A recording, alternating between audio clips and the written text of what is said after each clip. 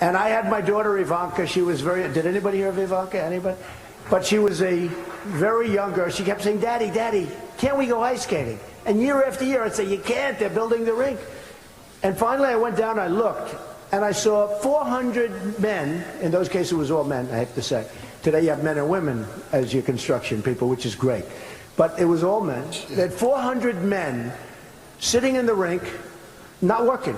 And I came back a half hour later, they still weren't working. They were taking lunch breaks many, many times a day. That nobody was working. And they went out and they got from Miami Beach an expert on ice. But they meant refrigerators, not to make ice. And I'll never forget, sort of an interesting story. I hope it's interesting, but I got to tell it anyway, because who the hell wants to talk about politics all the time, right? This politics gets a little boring. But what happened is, I went to the mayor, I said, listen, Mr. Mayor, Ed Koch, I said, it's 7 years now, it's going to be 8, 9, 10, they have no idea. They used a thing called Freon, and that's a gas that goes through copper piping, copper tubing. They had 6 miles of copper, it had 4 inches apart, and it was laid this massive rink. It's almost 90,000 square feet. That's like big, big office floors times 3. Big spot, still there, you see it, I run it, I've run it for many, many years. It's been such a tremendous place. But they had the Freon, and it was laid 4 inches, miles of it, and every time they put this beautiful copper down, every single time, the next night people would steal it. So they kept putting it down, kept getting sold. Putting it down, kept getting sold. Then they put the police force around, and it was fine. Until the police force decided to go to lunch, it was all stolen. So they were losing millions of dollars. They were actually in for $22 million, and they had nothing.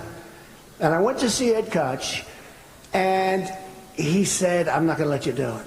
And then I went to see some of the newspapers. I went to the editorial boards. I said, the mayor won't let us do it. I can fix this thing. I'll do it in 6 months to a year. And you're going to be years and years, and they don't know what they're doing, and they're spending a fortune. And I'll never forget, I went to 2 editorial boards, the New York Times, and the other one I won't say, because I don't like the paper. But I do like the New York Post. I do like the New York Post. And they did editorials that you have to let them do it, you have to let them do it. Anyway, they let me do it. I took over the project, and a lot of people said, well, it was built. It wasn't built. It was, the concrete was poured. It was 9 inches higher on one side than the other side. So when you poured the water, you had a big swimming pool here, and this one had nothing. It was just a mess. And the one was so deep, you couldn't freeze it because it was too much. So I had to rip out the entire slab, and the slab was 1.5 feet thick. It only had to be 4 inches. So we ripped it, and we did. And I finished it in 4 months. And I said, if it cost any more than $2 million, it's true, because it's a great government. You know, they study this at the Wharton School, they study it at Harvard, because it's the difference maybe between the public sector and the private sector. I went in, big, you know, it's really been, to this day, it's a great case study. I went in, and we did a job like you wouldn't believe. We took out that horrible, big, massive slab of concrete. We leveled it out.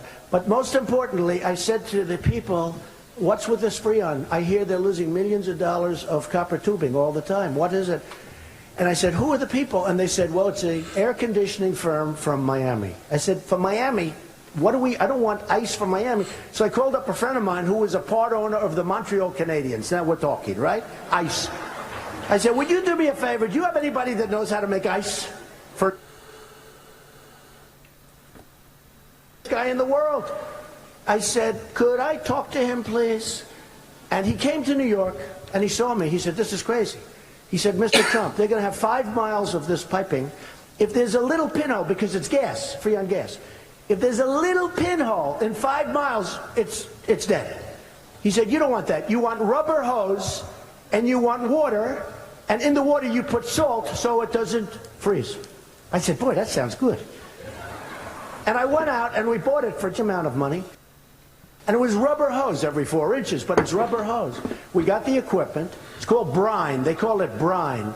And we did the rubber hose. Nobody stole the rubber hose. Nobody wanted it. We didn't need security. Nobody stole the rubber hose. And we opened it up, And it was the most amazing thing. We put the rubber hose down, we tested it, there wasn't a leak in the whole thing. 6.2 miles of rubber hose. Can you believe it? That's a lot.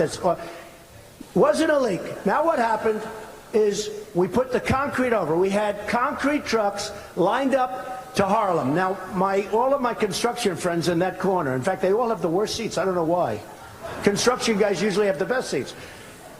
But they understand what I'm talking about, because we wanted a contiguous pour, because the city used to pour 10 feet, come back a week later, pour another 10 feet, and yet all these blocks got, you want a contiguous pour. We had, all the way back to Harlem, we had trucks.